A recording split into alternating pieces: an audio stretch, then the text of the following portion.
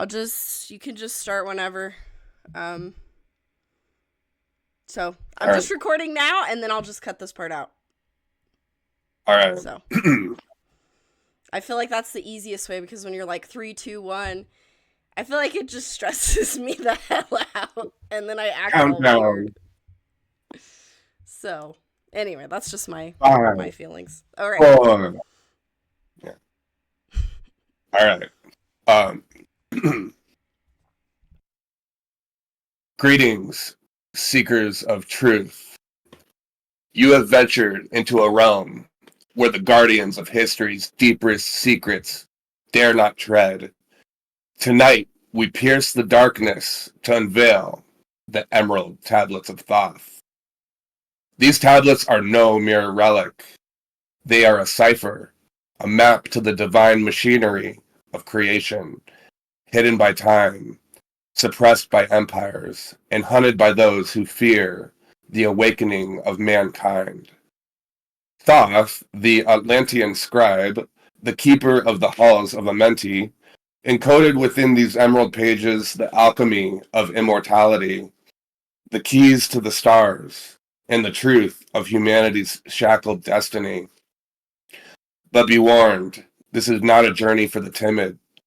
The tablets do not whisper, they roar with revelations that will split the veil of your reality. They speak of civilizations lost to cataclysm, of bloodlines that wield eternity, and of a war between light and shadow that has raged since the birth of consciousness. Are you prepared to confront the lies etched into your history? To see the fingerprints of the Illuminati, the Brotherhoods, the architects of your bondage smeared across millennia? Stay vigilant, trust nothing you have been taught. The hour is late and the scales of ignorance tremble. We begin now.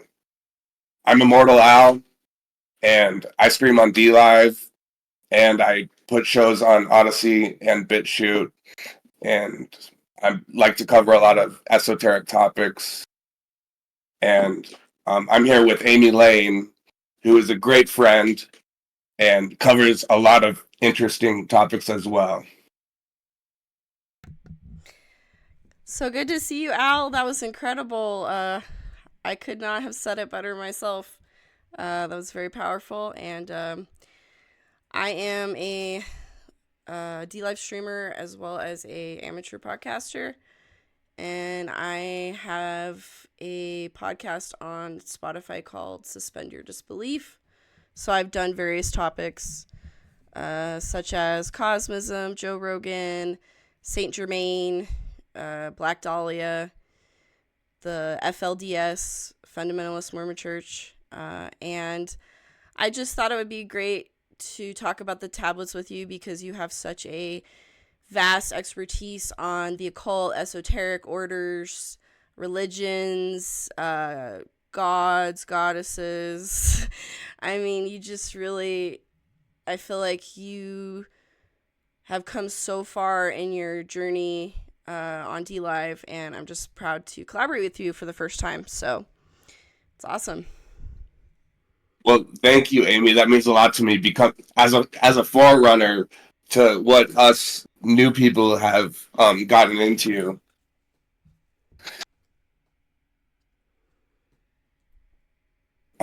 So we have a presentation to share with you guys. Each of us have prepared our own presentations that we'll each share.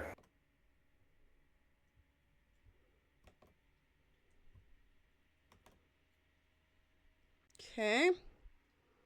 So, do you see the presentation? Mm-hmm.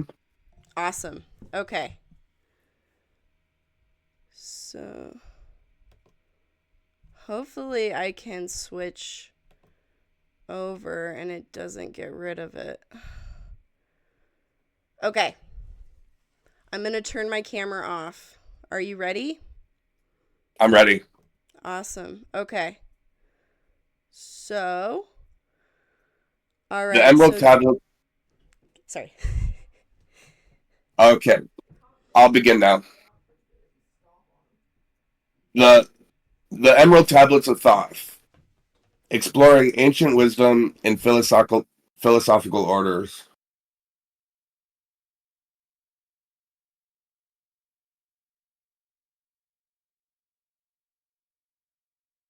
And you can proceed. We can go forward.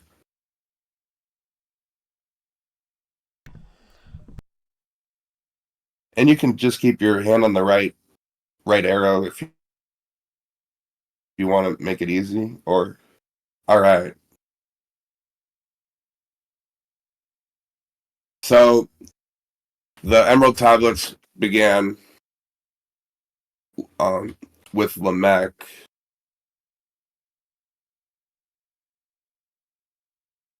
and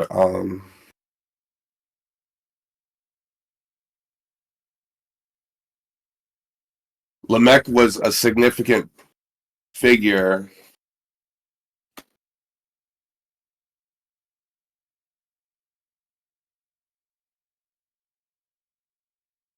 All right, so Lamech was one of the forerunners for the Emerald Tablets, and he was a significant figure mentioned in ancient texts.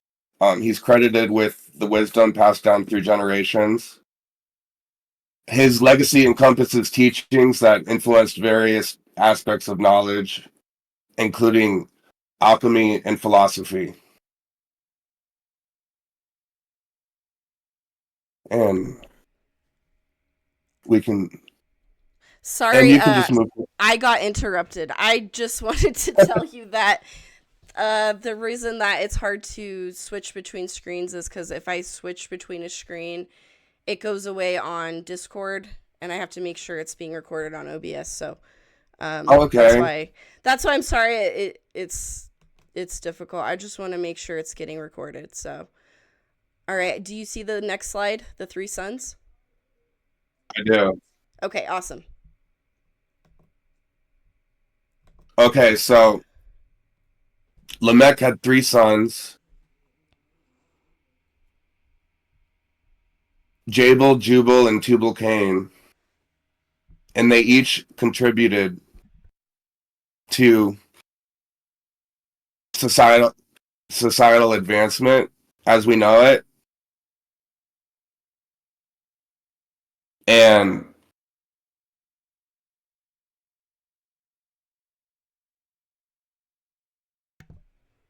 um,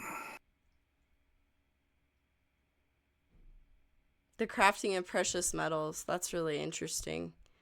yeah, it is. And All right, and Tubal Cain, isn't that the Freemasonic uh, sign you're supposed to give or something? correct. Because one of Lamech's sons was the first Mason. Oh, interesting. Yep. His brother brought us sacred geometry, and his other brother was a blacksmith, the first to work with precious metals. That is really awesome. All right. Do you want me Yeah, to keep? Do you want me to keep going? and yep, and we'll move forward now. Okay. All right, so Lamech preserved his knowledge in two stone pillars so that future generations could discover it. And putting them in the pillars helped to safeguard their knowledge.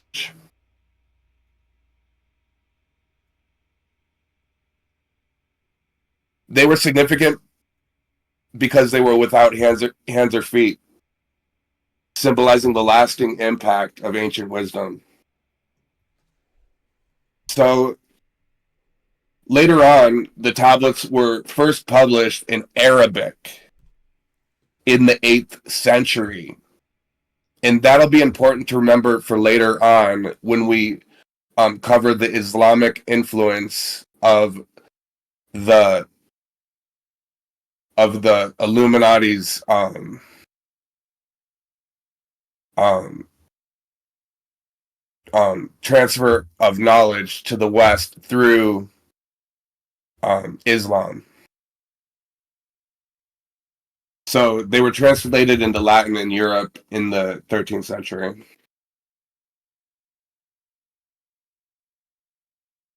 All right.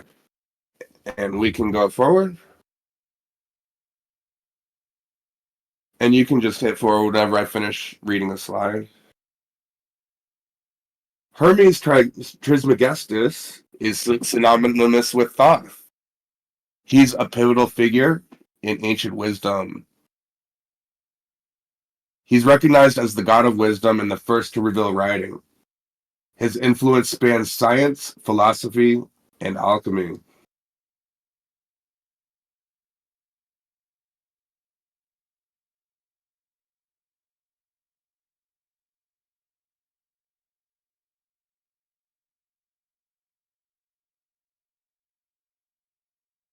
So,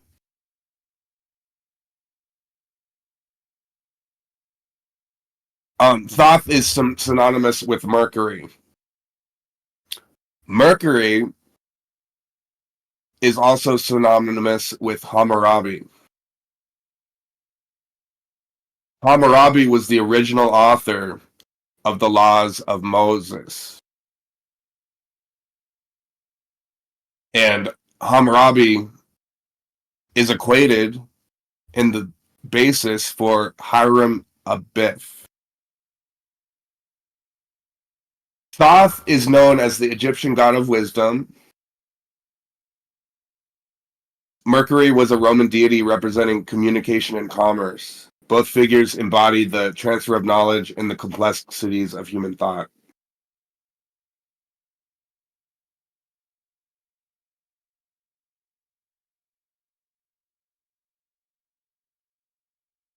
Hammurabi, the Babylonian king, is known for his code of laws, which laid foundational principles mirrored in later texts. As Hiram Abiff, he's a central figure in Masonic lore, representing law and order linked to divine wisdom.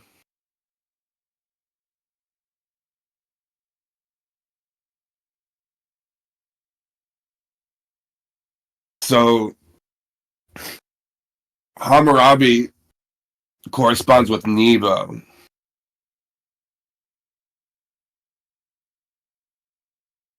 Nebo is linked with Hebrew traditions, and Nebo's Hebrew name is Raphael,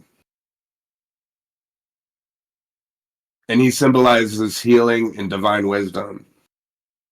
That and that would be the archangel Raphael. Raphael means Mercury. Mercury is known as the constant companion of the sun.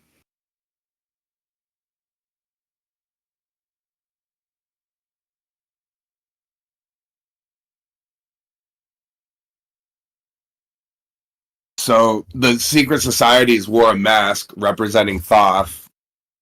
They wore the head of Thoth. And secret societies often utilize masks to symbolize the hidden knowledge and mysteries associated with figures like Thoth. And they represent the transformation of identity and the safeguarding of esoteric wisdom through history.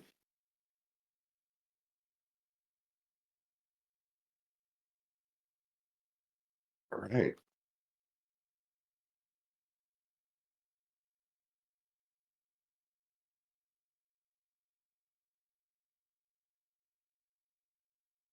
So this is where it gets interesting.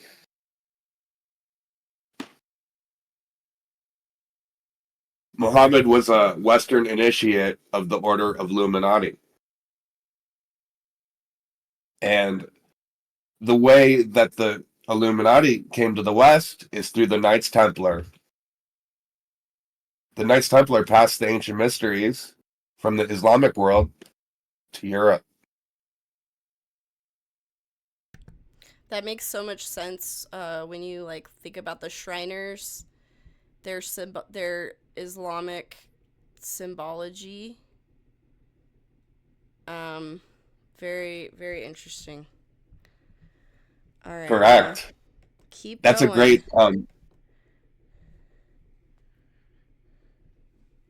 great parallel, great reflection.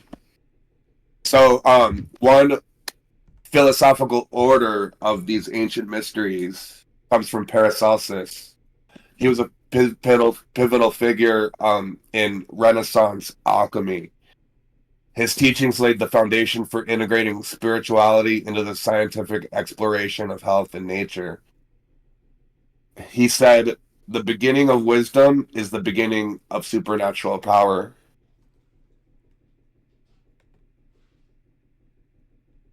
Oh, Sir Francis Bacon. Here we Another, go.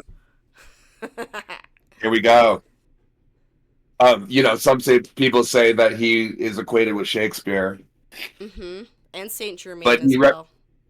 Saint yes, um, he represents another of the three main philosophical orders that we're talking about, and he was influenced by earlier secret traditions. He promoted the empirical method and scientific inquiry. His work fostered a new era of knowledge that shaped Enlightenment thinking and modern science.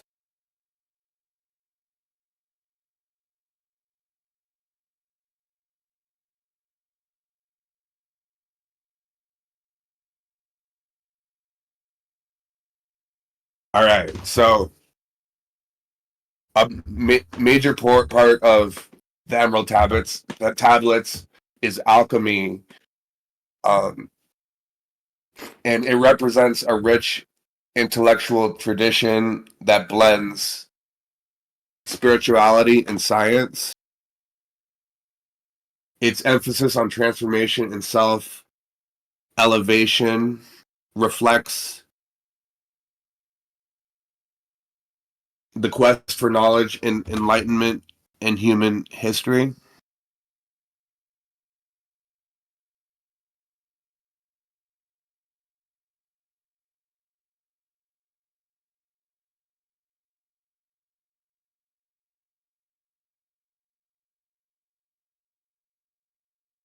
So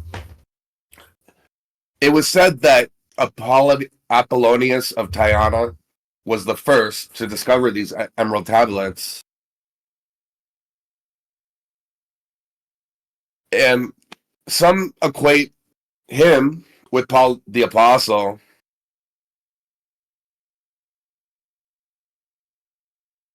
And Apollonius of Tyana was a mystic, philosopher, and rival to Jesus. The emerald tablets are believed to contain lost wisdom predating the flood, offering insights into the nature of existence and consciousness.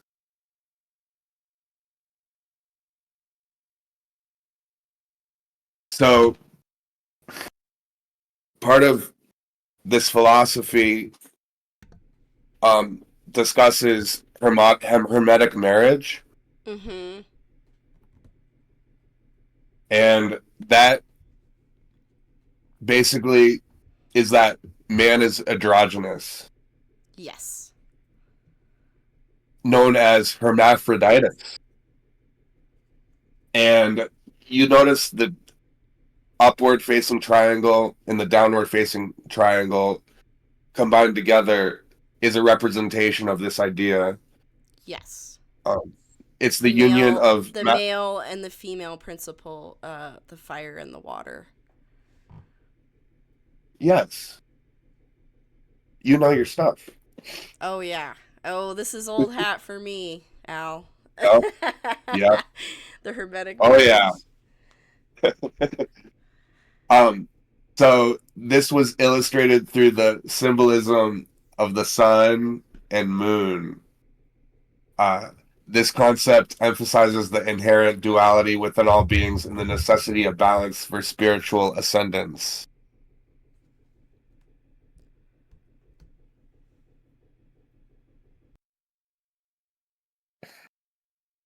So we'll talk about the true meaning of the elements used in alchemy, the four base elements, the chemical nuptials of the Rosenkreuz: sulfur, salt, mercury, and fire. Salt is the substance of all things.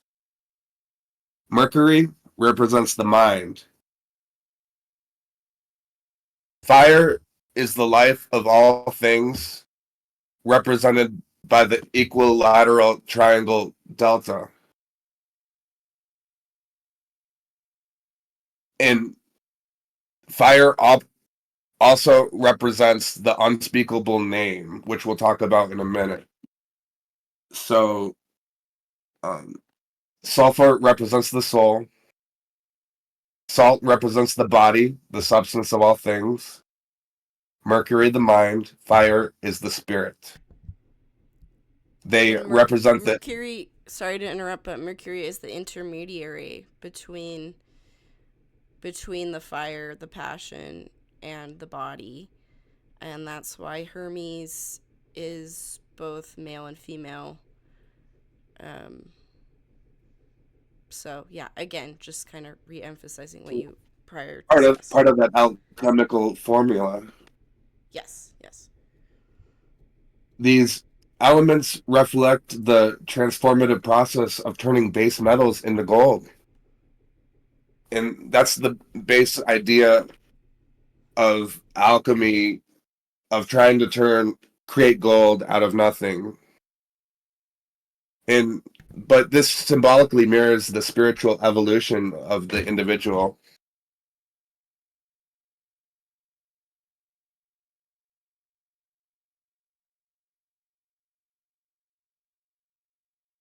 Symbolism. So now this is where what I was referring to earlier, the unspeakable name. The unspeakable name is INRI, which you'll see in caps in the middle. It's associated with the Jesuits, correct? I'm not sure. I know IHS is, but Oh, okay. Because yeah. I've seen INRI in all caps before. Oh, okay. Yeah, I'm not sure where that's been seen before. But anyway, Um, sorry to interrupt you. Keep going. yeah, no, I'm very sure that it's associated with them. So, um, it's equated with Jesus Nazarenus Rex Judaeorum, which means Jesus of Nazareth, King of the Jews. And Igne Natura Renovator Integra means by fire, nature is perfectly renewed. So, recapping, the acronym INRA stands for Jesus Nazarenus Rex Judaeorum, rooted in the Hermetic principle that nature is restored through fire. The phrase Igne Natura Renovator Integra encapsulates the essence of purification and renewal, suggesting that challenges lead to spiritual rebirth. Fire is the life of all things, represented by the equilateral triangle delta, the symbol of the unspeakable name. Okay, we can move on. So enemies were often burned by the order in order to purify their soul so that they would never be seen as a threat again to come back after them. And they'll often whenever you see like a fire event associated with the order, that's often a ritualistic sacrifice um, associated with these principles, like in Waco, Texas, or the Notre Dame Cathedral.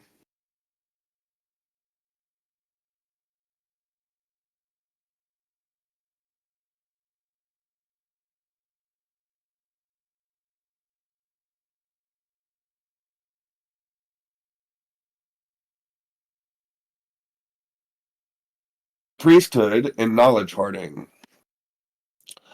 Um, the priesthood philosophy of fire are the shepherds of men.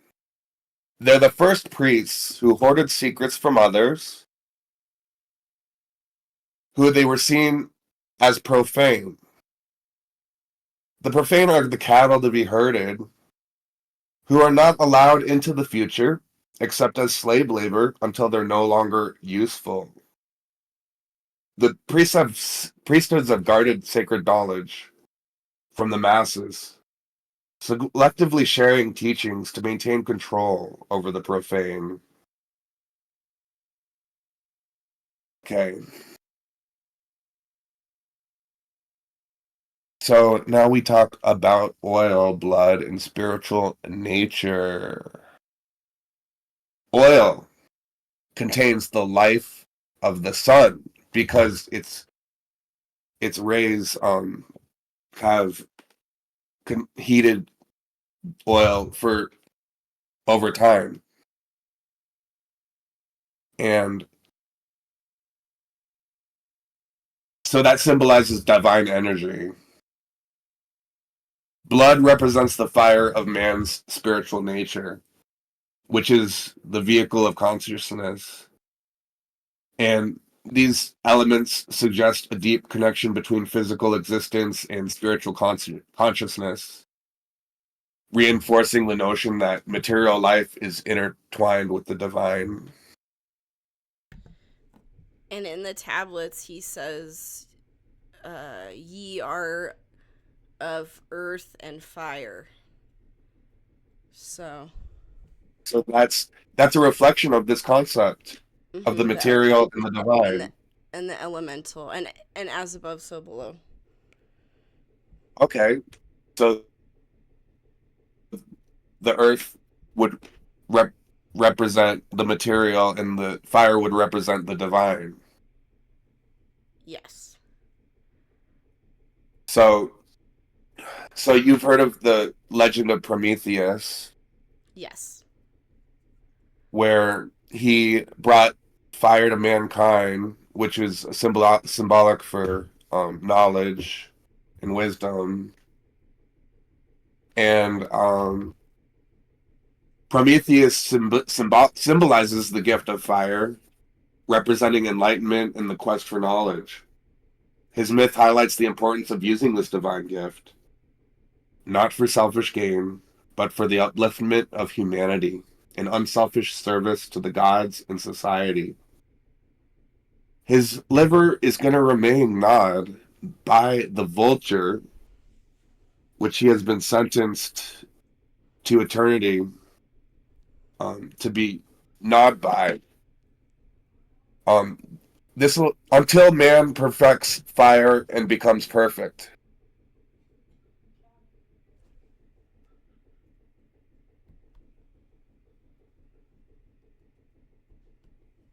So, in conclusion of my presentation, the Emerald Tablets underline the everlasting quest for knowledge and wisdom, urging humanity to seek truth beyond superficial understanding. This pursuit not only drives individual growth, but also shapes societal evolution and philosophical discourse through history.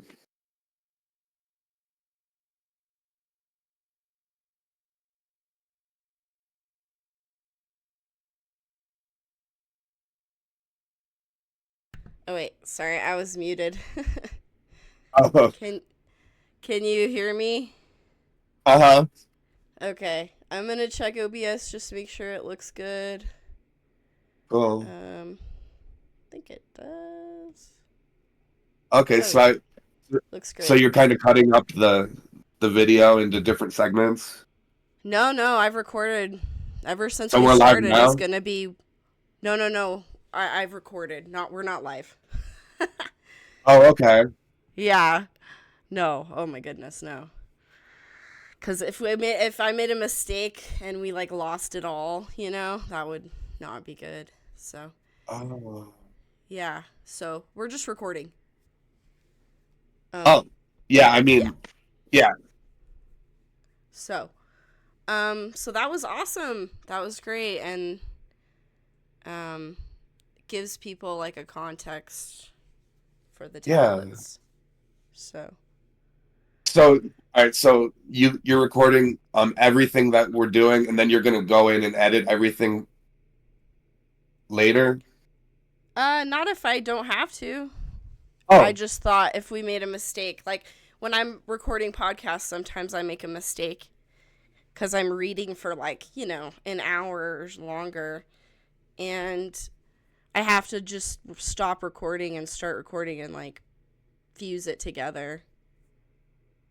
So, oh, yeah. okay, So, but I don't think we will need to do that. We've been recording ever since we started, and I think we're okay. good. So this will be So, part of the. yeah, this will be the whole thing. So, Yeah. Oh, hi um guys. yeah, no one's here yet. So, Yeah. thank God, cuz okay. All right. So, I'm going to kind of talk about what I think are the insights of the tablets. Uh I used to listen to the tablets when I would go to sleep at night because the guy that read them, it just soothed me to listen to for some reason. And so for me, they're very positive for the most part. They have a lot of, like you said, very deep, dark lessons, but overall, trying to like improve your life and see things as they are. So I'm going to talk about some of the things I think that are interesting, and feel free to interrupt me or not interrupt Yeah. you, but you know, add your I can insights as chime in well. if I have something to contribute. Of course, of course. So, let me. I Cool. I'm guess I could excited for do your full. presentation. I could do. Can I do full screen? I think I can. Oh Or no. if I have a question that I want more insight about. Yeah, for sure. Anything. Okay, so I'm just gonna go really quick through the tablets and kind of read what things strike me as being very powerful. So death is an illusion, the soul is eternal. So anything that's bold is like my interpretation of what the tablet's saying. Uh, Oh, cool. I, death, come, and yet I remain not, for life eternal exists in the all, only an obstacle. I in the pathway, quick to be conquered by the infinite light. So in the tablets, I was a lot talking about light, sons of light, and Edgar Casey will talk about that later at the end of my presentation. Um, Adversity and impermanence are the states of darkness necessary to develop the evolution of the soul. So these are lights that are souls among men, growing and fading, existing forever, changing yet living, through death into life. When they have bloomed into flower, reach the zenith of growth in their life, swiftly then send I my veil of darkness, shrouding and changing to new forms of life. And I just think he's talking about the cycles that we all experience and how we need cycles to grow. We can't stay the same. We can't stay static. And I believe that Thoth contrasts the way this is with the archons, which are the hounds of the barrier, which are static. They're trying to make things more static. So, and I feel like that corresponds to the dark elite that kind of control things to this day. So, That and I totally really, makes sense. yeah. Sorry. What are you gonna say? That totally makes sense. Yeah, it's That the just really archons want to keep us um behind and hold back progress. well, and I think it's with the transhumanist AI digital biodigital convergence. It's about keeping our consciousness static forever, where like Mm-hmm. we won't die. We'll just be in a box, Yeah. and that's what they want. So, and then I really Gotcha. love this quote about free will. Master of ye are of Master of ye of your destiny, free to take or reject at will. I think that's really powerful. He's saying, like, it's not easy to strive for enlightenment or for wisdom. It's a rocky road, shall we say.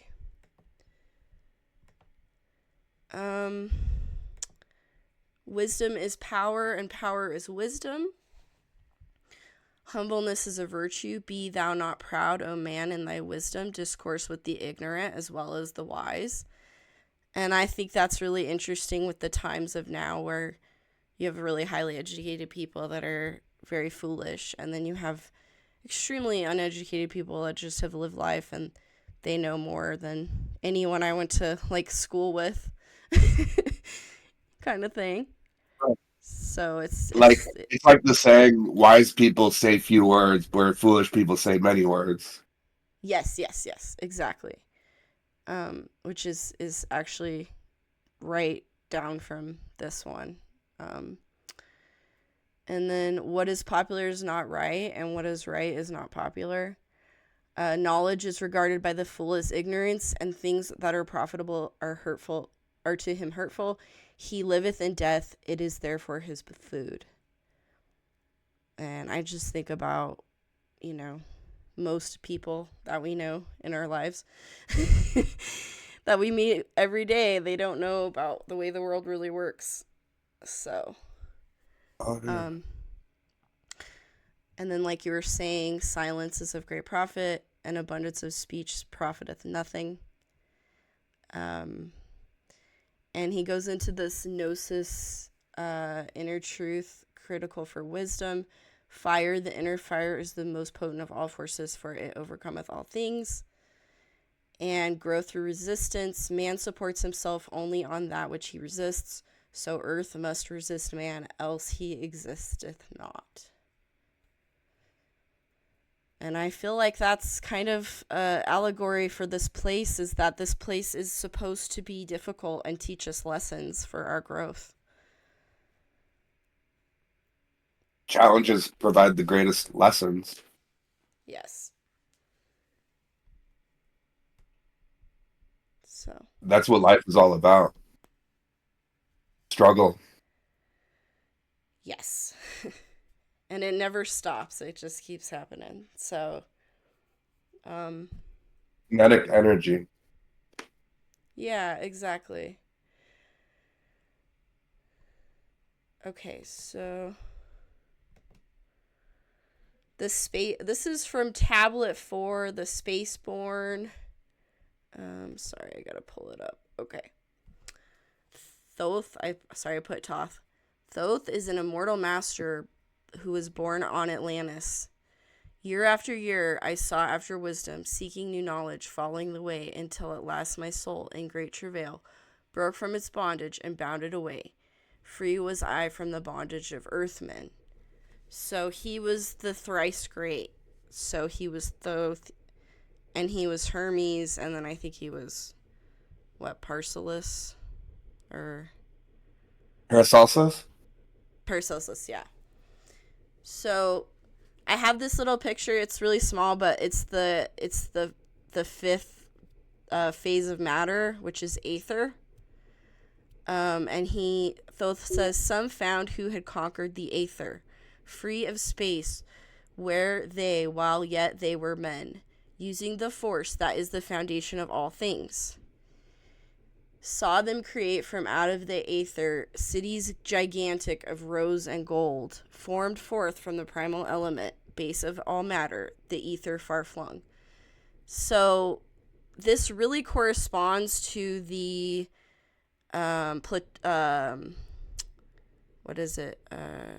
Pythagorean kind of stoic view of reality, that aether is really the basis of all things, and there's technology surrounding it, which Edgar Casey is going to talk about.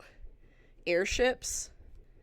So people, have talked about Tartaria, old world stuff about the airships, the dirigibles, and that is corroborated upon Edgar Casey's account of past life regression. So So, yeah. That is such a deep topic to be explored. Oh, indeed, for sure. Okay, so Atlantis fell to the darkness. The abyss rose. Uh, so Thoth talks about this. Plato talks about this. A lot of people in history have talked about this. Fell from the light into the darkness some who had risen to heights among men. Proud they became because of their knowledge. Proud were they of their place among men. Deep delved they into the forbidden, opened the gateway that led to below. Sought they to gain ever more knowledge, but seeking to bring it from below.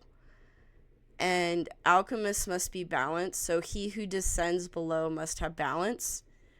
So it's talking about if you're going to go to the abyss, you can't be unbalanced because it's going to eat you alive. You know what I mean? So it's like when we're researching these dark topics, we have to have a discerning mind.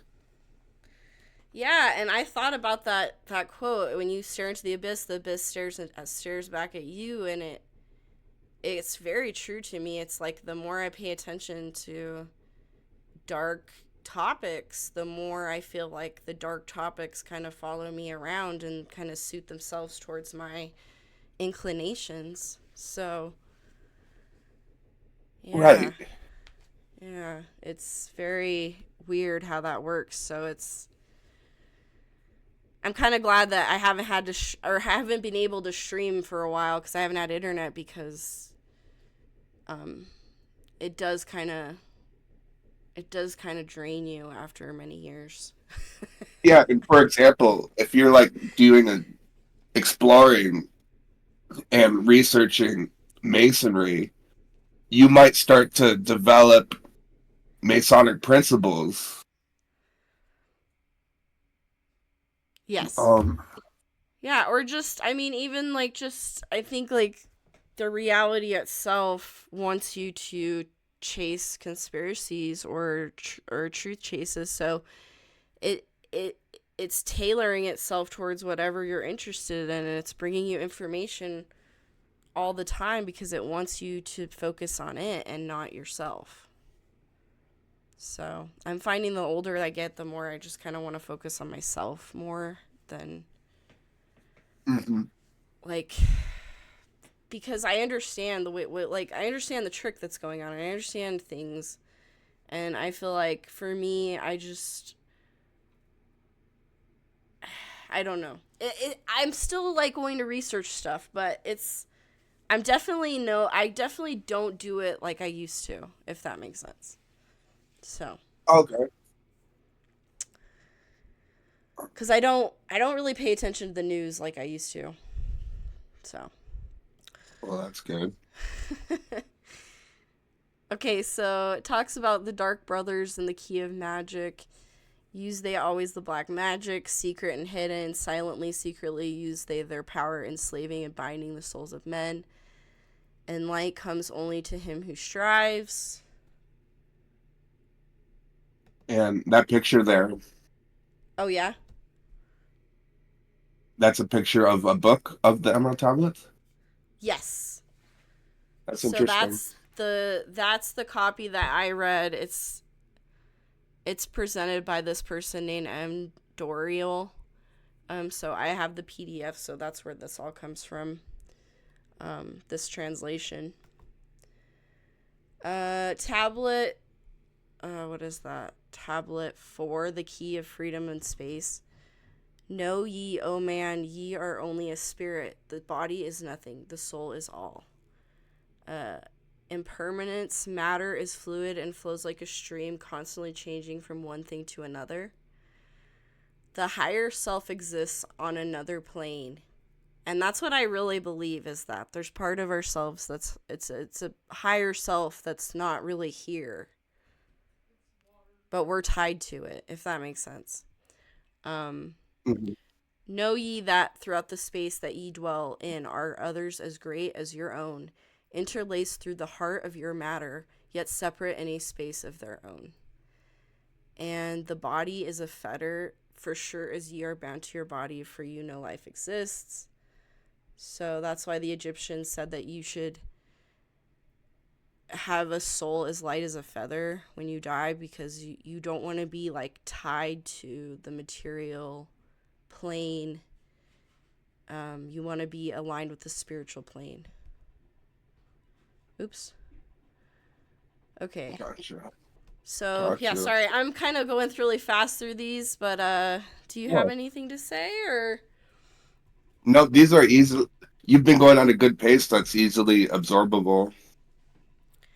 yeah, it's hard to condense down because they are very deep and they are very repetitive if you read them, but there are just really great nuggets of truth in them. So, that's kind of what I wanted to talk about. So in the key of freedom of space, order arises from chaos. Cast was I to the abyss, saw I molding of order from chaos and angles of night. Through order ye shall find the way. Saw yet not that the word came from chaos? Saw ye not that light came from fire? Look in thy life for disorder. Balance and order thy life. Quell all the chaos of emotions, and thou shalt have order in life. Order brought forth from chaos will bring thee the word of the source, will give thee the power of the cycles, and make they soul, I think it was thy soul, a force that free will extend through the ages, a perfected son from the source. And Hey, there's nothing wrong with free will at all. yeah, so there's one of the tablets, um, actually, and it is actually green. Um, So this is an actual tablet? yes, yes, this is one of the Wrong. actual tablets. First discovered by Apollonius? I believe so. Wow, it's fascinating how they really did preserve themselves through history. Well, it says that the stone was like impervious to fire and any kind of manipulation. Uh, in the introduction that I read. Um, so I thought that was really cool. So in a way, the stones themselves are immortal. They're just like you. Okay, so this is what I thought was really interesting, which I've always thought is that consciousness predates form. Um, in the beginning, there was void and nothingness, a timeless, spaceless nothingness, and into the nothingness came a thought, purposeful, all pervading, and it filled the void. There existed no matter, only force, a movement, a vortex of vibration of the purposeful thought that filled the void. Um, this is just kind of kind of giving you like a life guide, the key to above and below. So he talks about how the masters are perfecting the cycles because they know like what's better for us in a way, but at the same time we are perfecting our own cycles down here, and it's all in accordance with itself. Um, So know ye that ye in the cycles below us are working the minor parts of the law, while we of the cycle that extends to infinity take out of the striving and build greater law. I love this is that each soul is unique, and I found this to be true in my life, is that you can't really force anyone to wake up to the truth or, you know, conspiracy topics, because it's everyone's evolution where they are on their own path, and you cannot force it. It's not your choice to make. You know what I mean? Are you It's there, your Al? path. Yeah. Yeah, exactly. Everyone Um, has their own path. Um, so no consciousness follows the path of those before it, else all would be repetition in vain. Each consciousness in the cycle, it exists and follows its own path to the ultimate goal. And then I really like this one, is that spirit is greater than matter, and that the low shall become the mighty. Nothing else matters excepting the growth we can gain with our soul. Know we the flesh is fleeting. The things men count great are nothing to us. The things we seek are not of the body, but are only the perfected state of the soul. wow.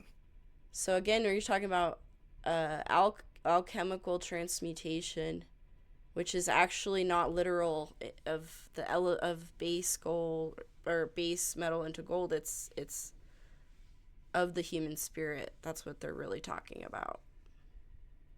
Their metaphor, allegory. Yeah. So this is kind of when it gets super interesting for me. And I kind of found this book the other day that corroborated the tablets.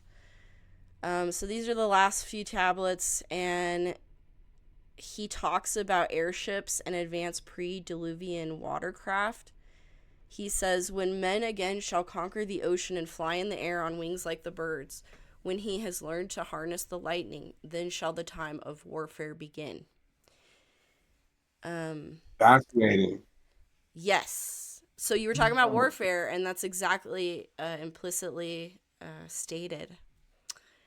So But he it's like the future, but the past, because the tech was lost because of the cataclysms that devastated these continents and drove the civilizations to scatter to different parts of the world. so we're just seeing this come about in the 20th century with airplanes and electricity. Yes, yeah, I know. Isn't that such a trip that he talks about that? Yeah, It, so now is the time that warfare begins, yes, yeah, and he's which we talking had the about Great War. he's talking about the Brothers of Darkness. So for sure. So the people that orchestrated the wars, they must have known all this when they were doing that. And they were thought probably knew they were fulfilling a prophecy of some sort. Yeah, there's so many I've actually studied a lot of the prophecies through the New Earth channel, not just Christian, Islamic, Vedic, um, Native American, uh, Russian Orthodox, like many prophecies. And there's actually a lot of prophecies that say that, like there will be really like devastation, tribulation, but then after that, the dark ones are going to lose. And so there's Well, actually quite a few prophecies about that. So, and that's what kind of the tablets talk about, is that there will be a new earth when that is when like the sons of darkness are kind of overtaken finally.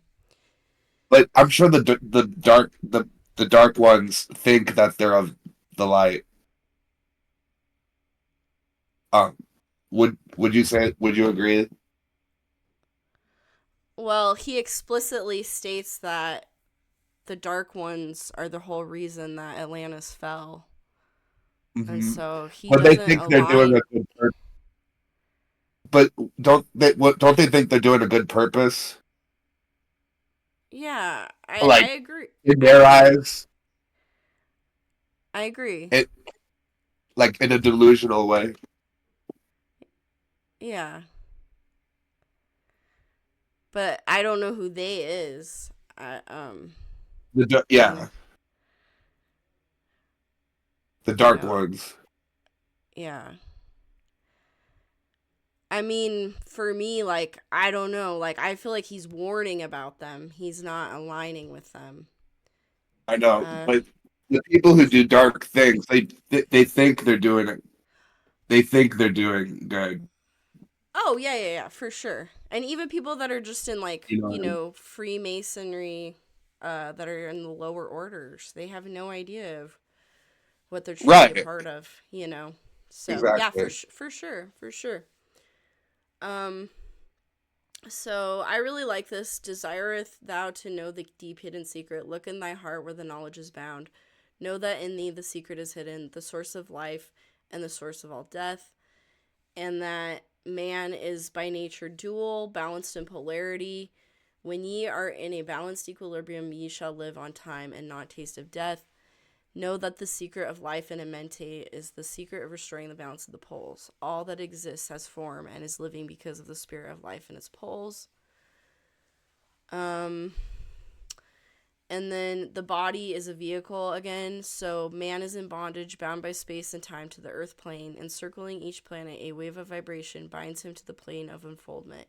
Yet within man is the key to releasement. Within many may freedom be found. Okay, so I found this book called The Mysteries of the Mayan Pyramids by Peter Tompkins. And the very last chapters go into speculative, alternative accounts of lost civilizations such as Mu and Atlantis. And chapter 27, Edgar Casey's Mesoamerica, he talks about, he has hundreds of accounts of past life readings of individuals that lived in Mu and Atlantis. Mu was a large continent covering the South Pacific and sank before Atlantis. Survivors fled to the Yucatan Peninsula, altering a predominantly Atlantean culture there.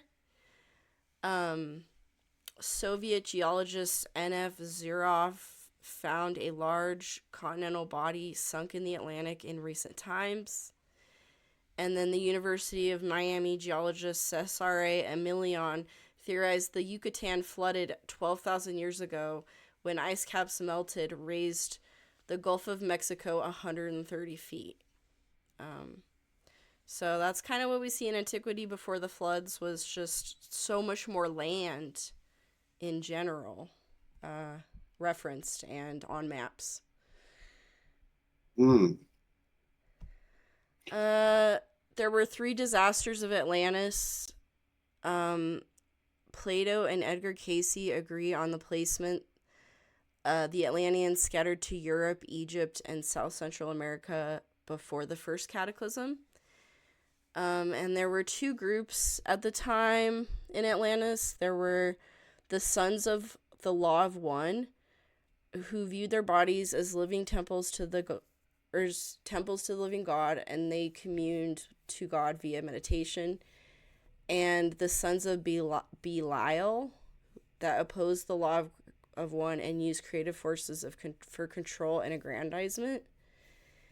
And Casey attributes the catastrophes partially to the noxious thought forms of the Sons of Belial and their misjudgment in the use of power.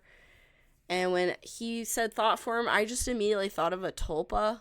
So a tulpa is a thought form that literally becomes a true being, or can. And I just thought that was really interesting because it kind of talks about in the tablets that there's kind of like a Zoroastrian type good and evil war that's kind of always been going on. And we definitely see that reflected today in today's current events. Yes, indeed. So the first destruction was in Atlantis. There was a lake there that sank, and so it basically created all these channels and islands that didn't exist before. And prior to that, the Earth's rotation revolved around Arcturus and Pleiades. So the degree of the tilt of the Earth was different, which changed the climate and changed pretty much everything. The second destruction was 28,000 years before Christ. In this catastrophe, representatives of Atlantis fled the land and settled in the Yucatan.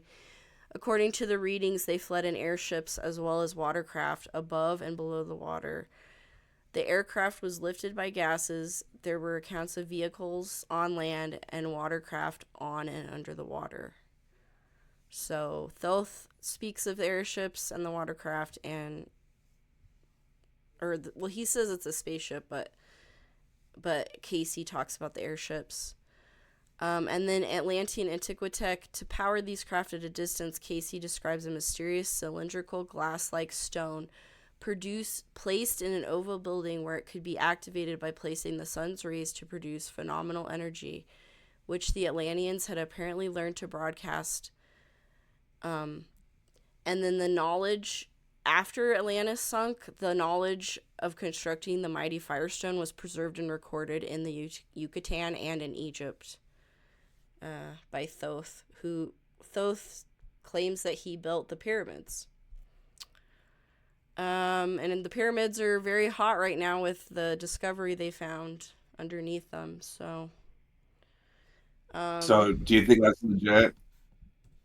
I don't know if it's, I don't know what it means. I don't really have a theory about pyramids except there's some kind of, they have to be on ley lines and they have some kind of purpose, but I I don't know mean, the precisely new what it discovery. is.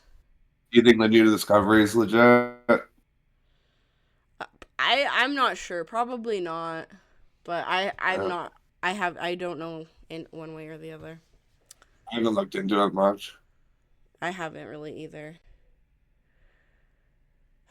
Okay, God, my spelling is so bad. I'm so sorry. I'm like Oh no fixing problem.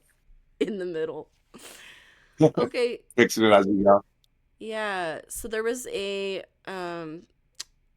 scholar named Stacy Judd who theorized that Cro-Magnon came to Europe via this area.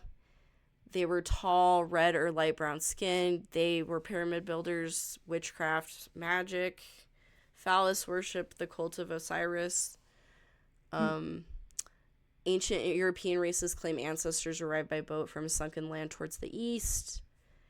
And Casey showed that the migrations towards, Europe or other parts of the world were organized movements to colonize lands carefully chosen and already familiar to voyagers and settlers of Atlantis through its many cataclysms.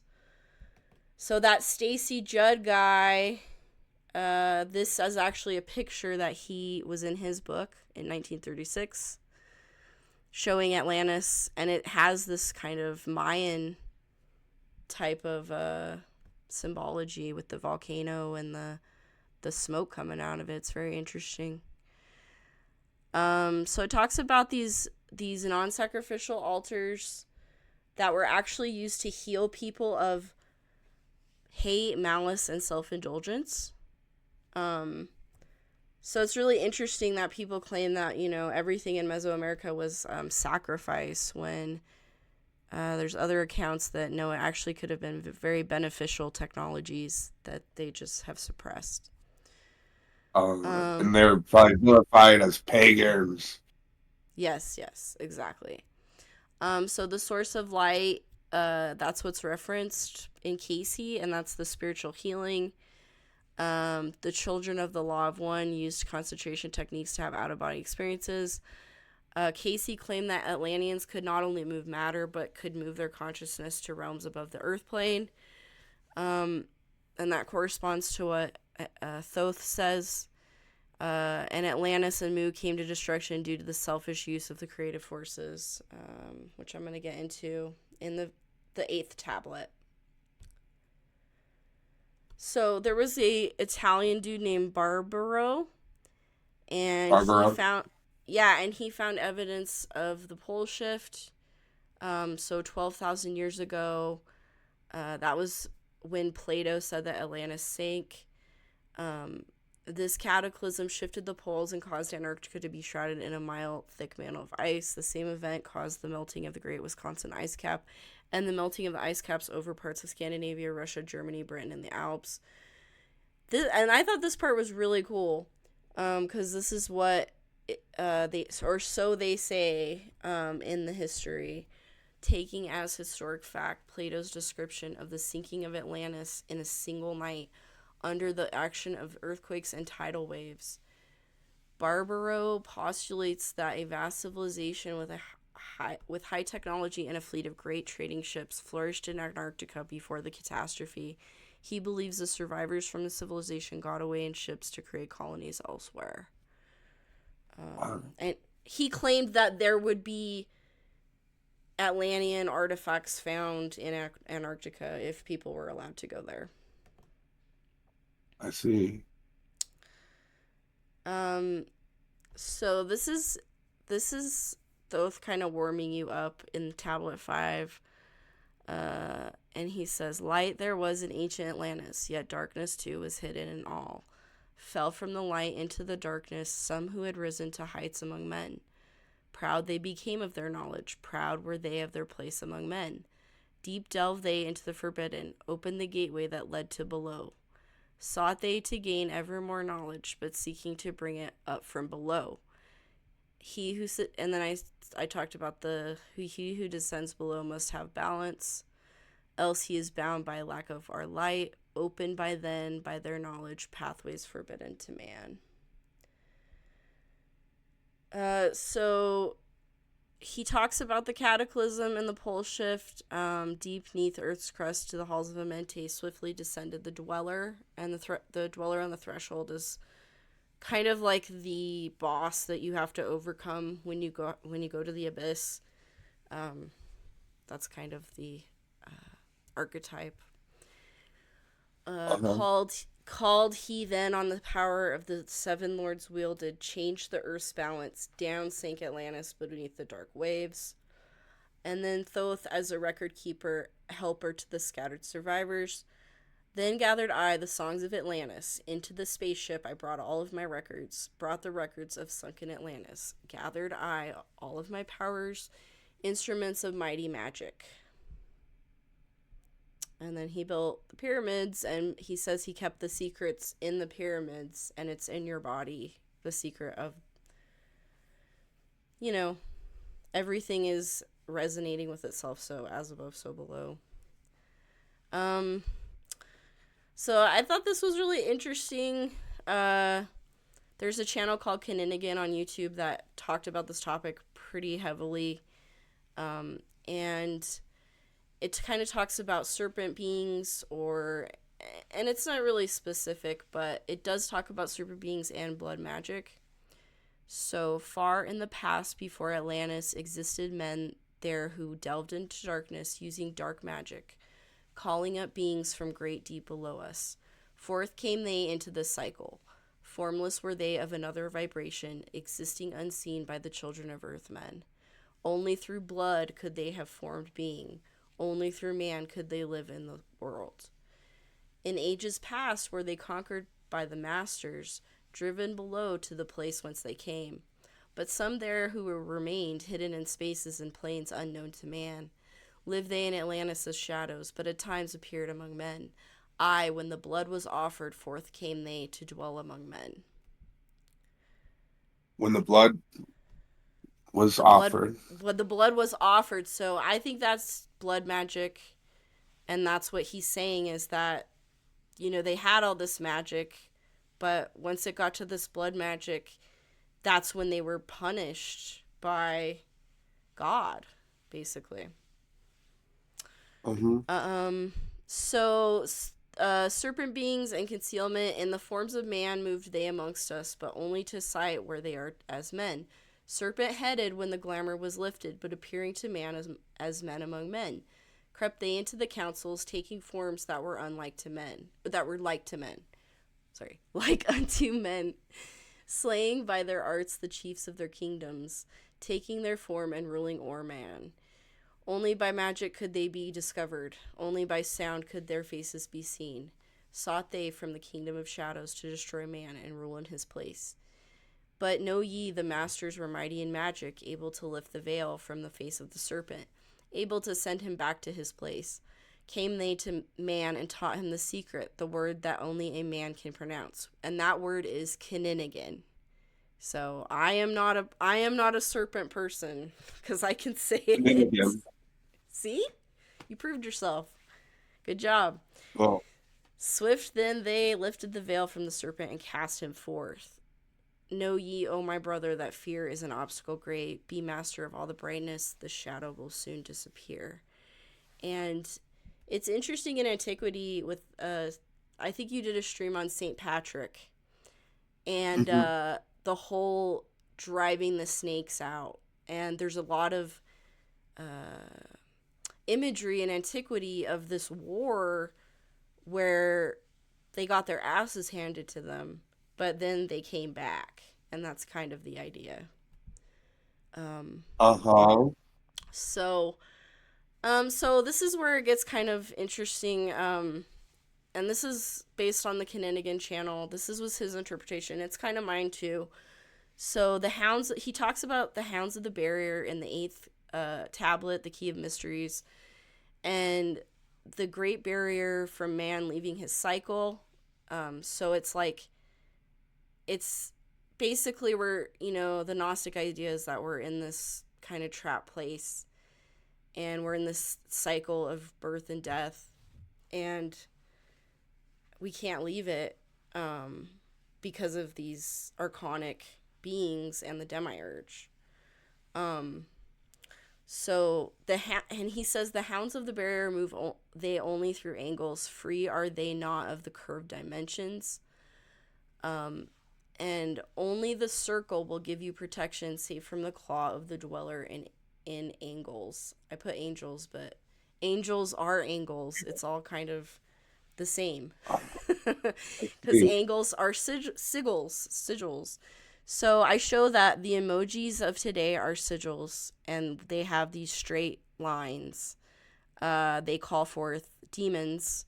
Uh, the the Key of Solomon uh, goes into the 72 demons of Solomon. So, and John Dee and all that stuff. So that's kind of what it reminded me when he talked about angles, versus like the sacred geometry of uh,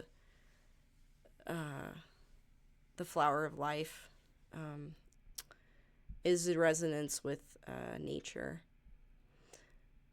So So, oh, sorry. when we use emojis, we're calling up demons. Great. Yeah, did you know that? I didn't know that.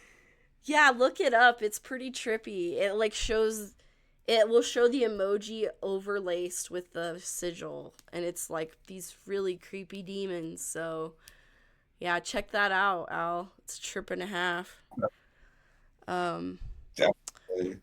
so, cuz everything is so occultic with the Google, like Yeah. the Masonic apron is the Gmail symbol and Yes. all that. So, Yeah. um okay, so I only have like 3 slides left, so I'm almost done. Once in a time past, I approached the Great Barrier and saw on the shores where time exists not the formless forms of the hounds of the barrier. I, hiding in the mist beyond time, I found them, and they, scenting me from afar off, raised themselves and gave the great bell cry that could be heard from cycle to cycle, and moved through space towards my soul. Fled I fast before them, back from time's unthinkable end, but ever after me pursued they, moving in strange angles not known to man. I, on the gray shore of time space, and found I the hounds of the barrier, ravening for the soul who attempts the beyond. So he says, fled I through circles back to my body. Fled and fast after me they followed. I, after me the devourers followed through angles to devour my soul. And I just thought about like nanotech, like in the body versus a cell, how a nanotech would be like, an angular metallic type thing. And a cell is like round and soft. And the same is of the chemtrails. They're angular, whereas clouds are circles that are safe. So Yes. I don't know. That was like a weird epiphany that came to me when I was reading the tablets. Um, Freemasons love angles. yes, yes, exactly. The compass and the square. Um, and what they found with the antiquity buildings is that they were actually built, they didn't have these hard angles to them. They would have these soft angles so that the energy of the whatever the ley line or whatever the antiquitech was would flow. Whereas like everything today is like a cube. Like it's a hard angle where like energy cannot flow because everything is a cube because it's the Saturn cube matrix prison, you know? So, so they must know they're taking the dark path. Yes. Oh, for sure. I mean, I think when they Got- get to the later degrees, they definitely know. You know Gotcha. what I, you know what I mean? Yeah. Oh no. Uh huh. Oh no, I don't think I've been showing the slideshow in OBS for a while. Oh well, I can play it on my stream and figure it out or record it again. Um. The Oh well. the the funny things in life. Yeah, but I've got the slideshow, so it's all good. And I got our voices. So okay, so Yeah. this is my last slide. God, I know I should have pulled that up. Um, Um, this is so tricky.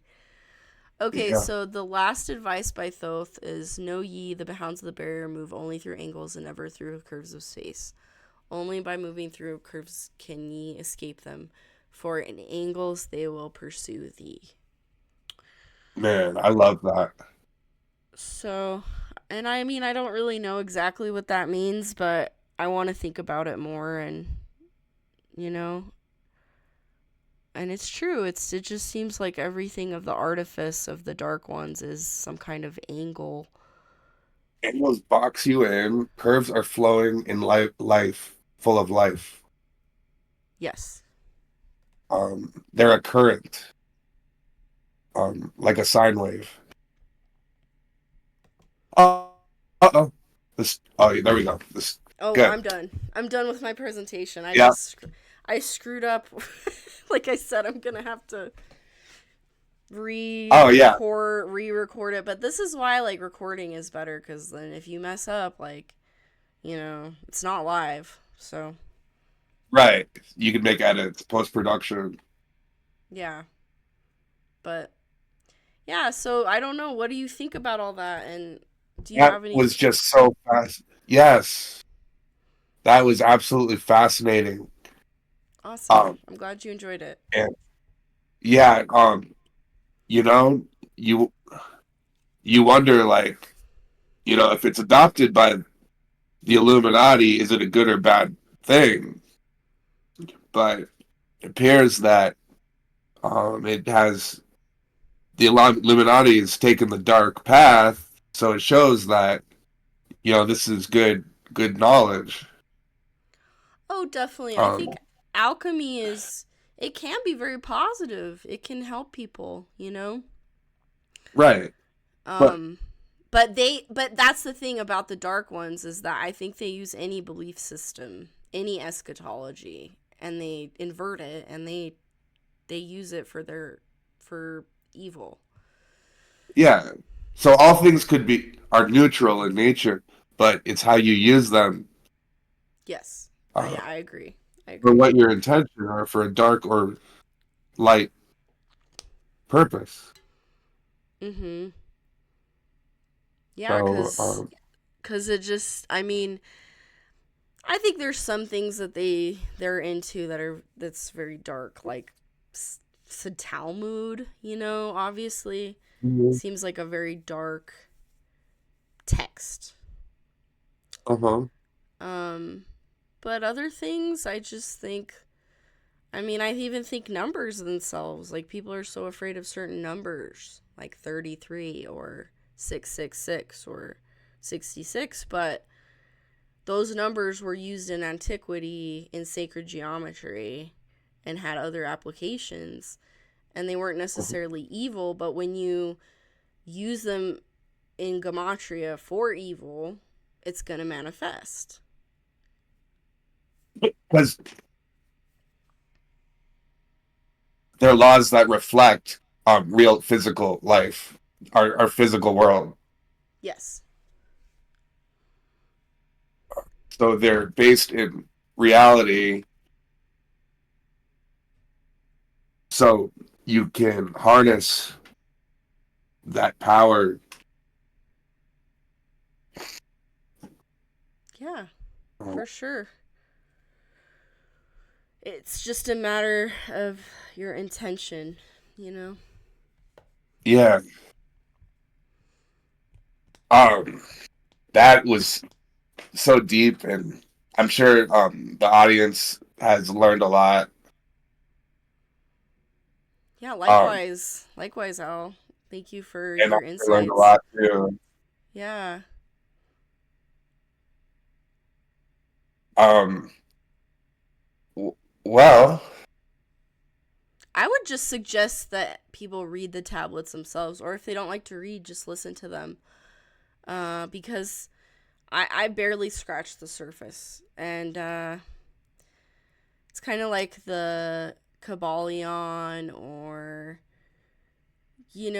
one of those old texts that, you know, it's good to just read things, and you don't necessarily have to believe it or make it your religion, but it's just good to know different forms of knowledge because it's everywhere.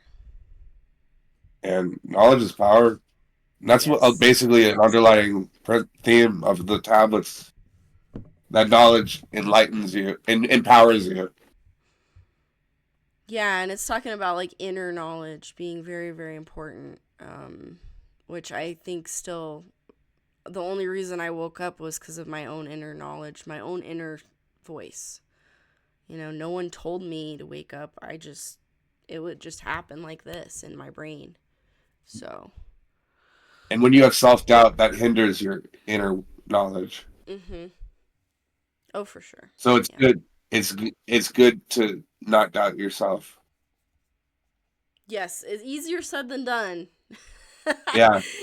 Some of us are very hard on ourselves, but yeah, it's huh? No. Uh huh. Yep. Oh yeah, sorry, you just roboted out a little bit, but Um, yeah, I'm kind of hard on myself, so sometimes like I feel like uh I have to remember uh, that it's not good, you know.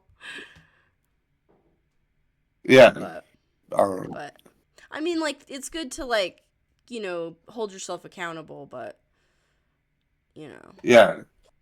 so. Yeah. And just have constructive criticism. That's how you learn. So Mhm. acknowledge your mistakes. Mhm. But definitely, like, believing in yourself and having confidence, because that's the only way you're going to be on the path of wisdom. Um, so, yeah, that's kind of my 2 cents. Yeah, that was great. Yeah, I think it went really well. I think so I, w- too. I wish I had not messed up the last part, but I knew Ah, that was gonna happen. like the latter half of the presentation. But it's all good. A good portion of it. I got all of your slides. All of your slides I got the video for. So I just need to uh put my slideshow in when we're talking, you know. Oh wow! So you'll have to go through and click through as we're going, as it Yeah, plays. it'll be easy cuz like I took off our cameras, so it's all good. I can fix it. Yeah, a But lot of post production work though. That'll take. Sorry to it's take up your time. no, it's all good. I just want it to get out to the people, so no problem there. Yeah, And it's a yeah. great topic. I'm glad Yeah. we collaborated. Yeah, and let me know if you want to do another topic. Like maybe you could pick the next Yeah, one because I picked this one. So, I'll totally come up with a topic. because I'm interested in anything esoteric, occult, history kind of stuff. So, Oh yeah, there'll be a good follow up for this yeah, awesome. that we'll eventually Cool. do. Cool. Well, thank you so much. I really enjoyed Yeah, this. And absolutely. yeah, thank you for Oh, being patient with my low tech skills. and Amy, you are an OG. I've been inspired so much by you and Oh, your thank you. work. Uh, you have made great waves. Thank you. Well, likewise, you've come so far, and I'm very proud of you. You're very, very appreciated, and it's amazing to see you work so hard and so diligently on the passions that you have. So, Well, thank you. yeah, for sure. All right, guys. I guess we're gonna sign off. Have a great night, and Yeah. Bye, guys. bye.